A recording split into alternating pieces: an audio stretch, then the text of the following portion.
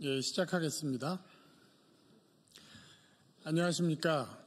한동훈 국민먼저 캠프 정책위원장, 안상훈 국회의원입니다.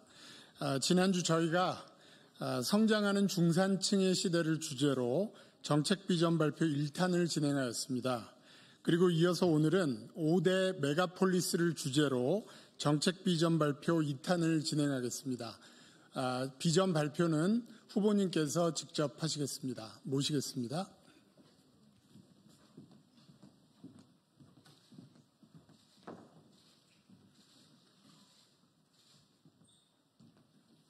고생 많으시겠습니다.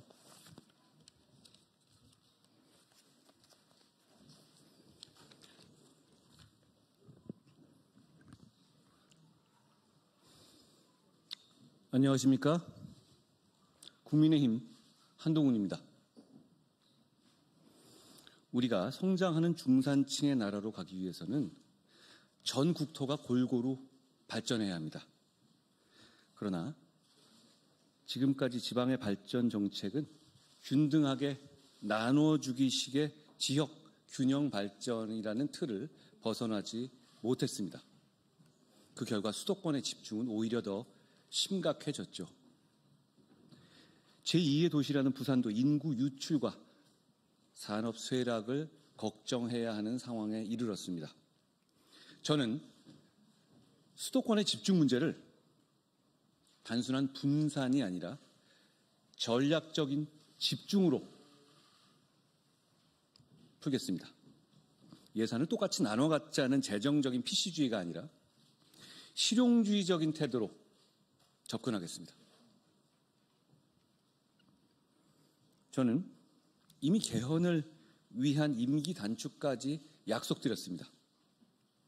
우리 국토를 균형적으로 멋지게 발전할 방안을 개헌 과정에서 헌법에 담겠습니다.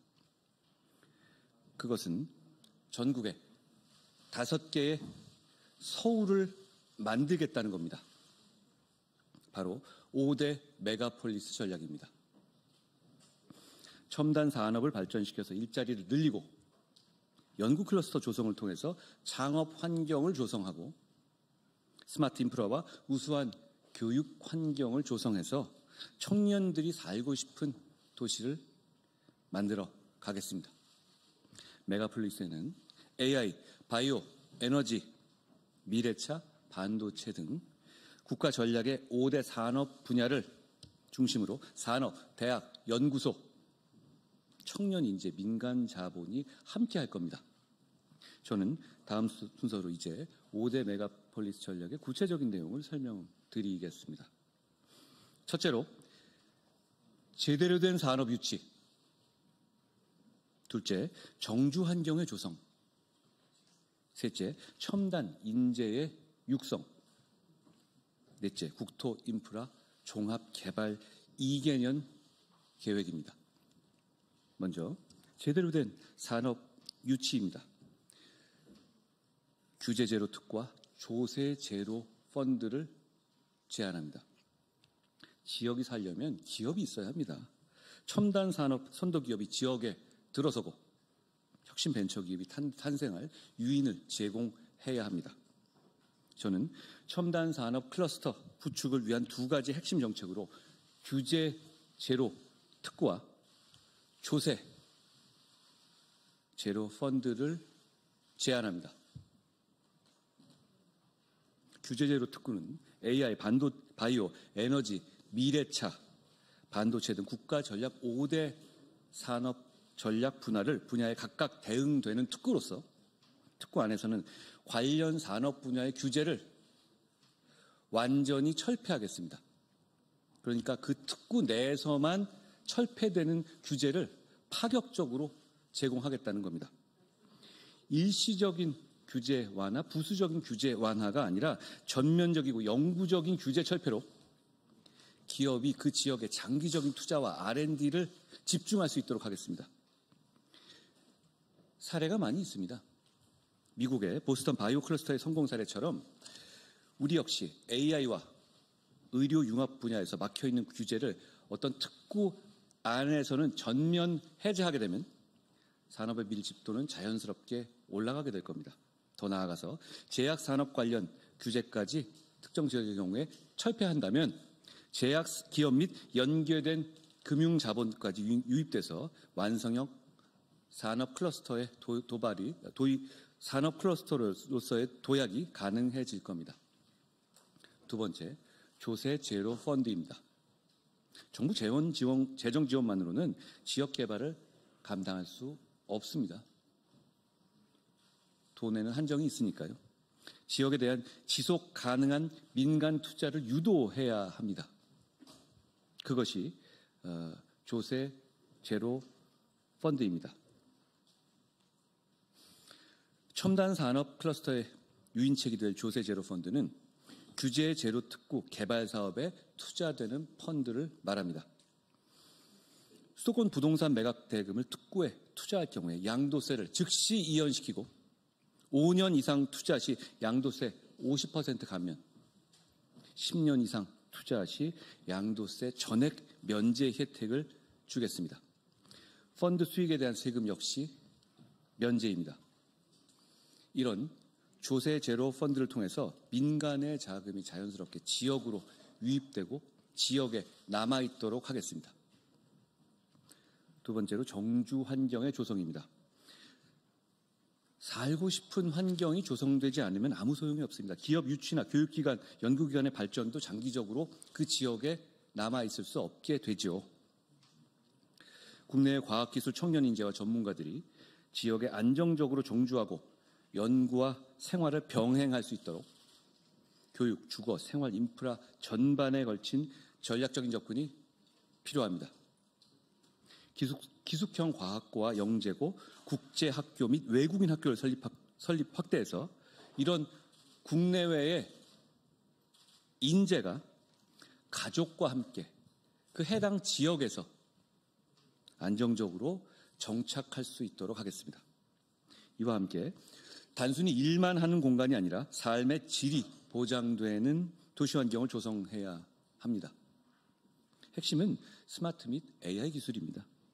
연구기관, 기업, 주거지, 문화 공간이 통합된 복합지구를 만들고 자율주행 셔틀, 스마트 안전 및 복지, 디지털 헬스케어 등 첨단 기술이 적용된 생활 인프라를 적극 지원하겠습니다.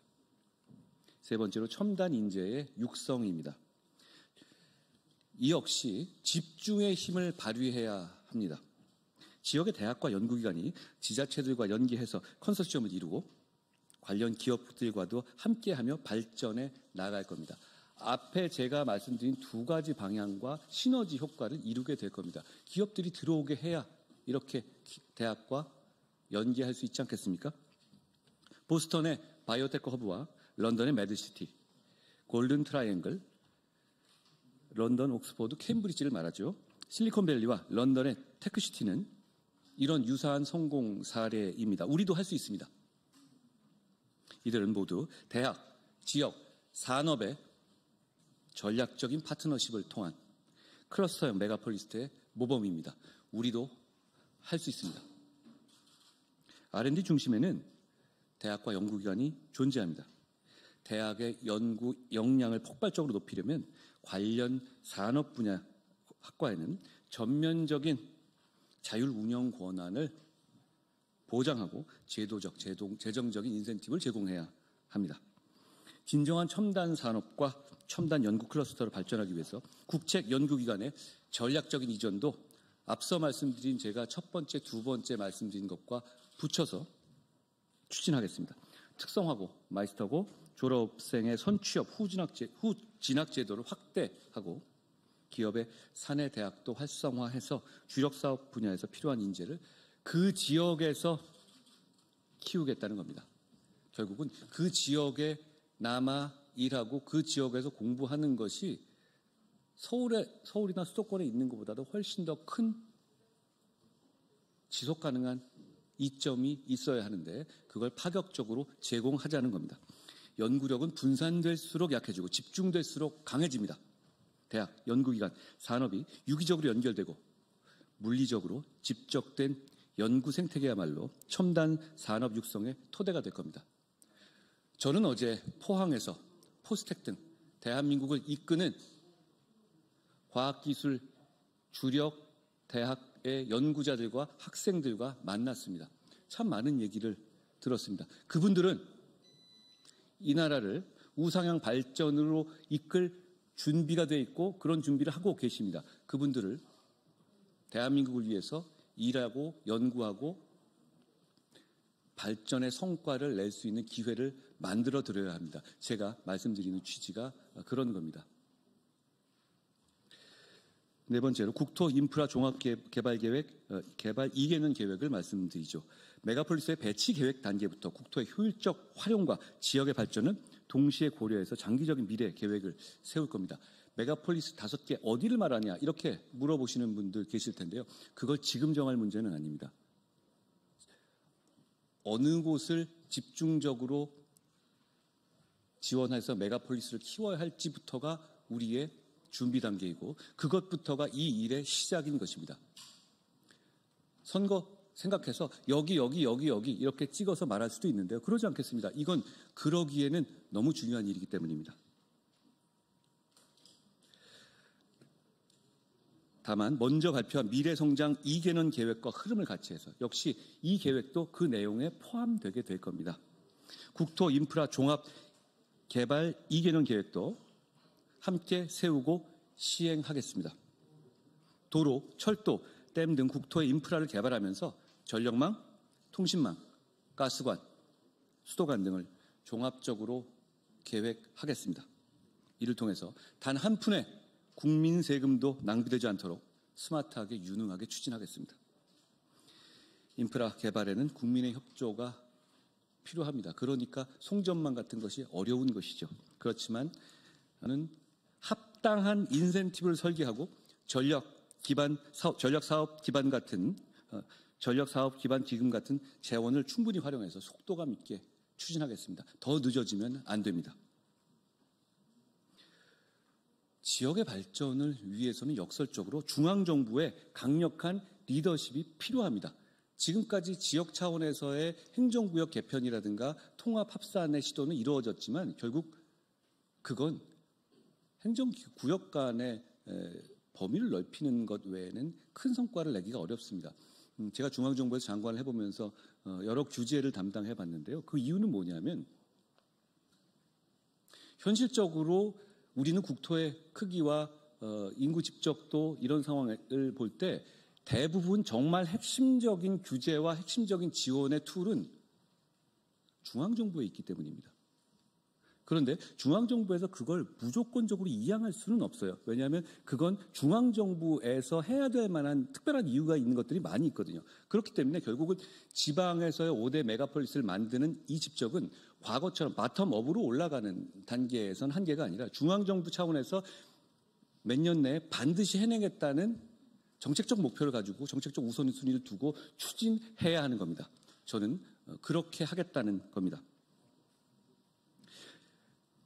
지자체 차원의 특정 지역을 선정해서 산업을 집중적으로 육성하고 규제를 과감히 철폐하는 전략적 결정을 하기는 어렵습니다. 그러다 보니 지자체에서는 그런 결정을 하기 위해서 중앙정부의 장관이나 차관을 찾아다니면서 이렇게 해달라 이렇게 일을 할 수밖에 없거든요. 그런데 그런 식으로는 일이 제대로 될 수가 없고 중앙정부 입장에서 그런 요구를 받으면 각 지자체마다 균등하게 말이 안 나도록 배분할 수밖에 없었습니다. 그래서는 수도권 집중을 해결할 수가 없습니다. 수도권 서울과 직접 경쟁할 수 있는 지역의 5대 메가폴리스를 중앙정부 차원에서 집중적으로 지원해야 합니다. 국가 차원의 판단과 리더십, 중앙정부의 정책적 결단이 뒷받침되어야만 가능한 일입니다. 반드시 이 메가폴리스 정책을 실현시켜서 전국에 5개의 서울을 만들겠습니다. 단순한 수도권 집중 문제를 해소하는 것이 아니라 AI 3대 강국, 1인당 국민소득 4만 달러, 중산층 70% 달성하겠습니다. 할 수 있는 목표입니다. 첨단 산업 발전과 균형적인 국토 개발은 성장하는 중산층의 시대를 여는 문이 될 겁니다. 고맙습니다.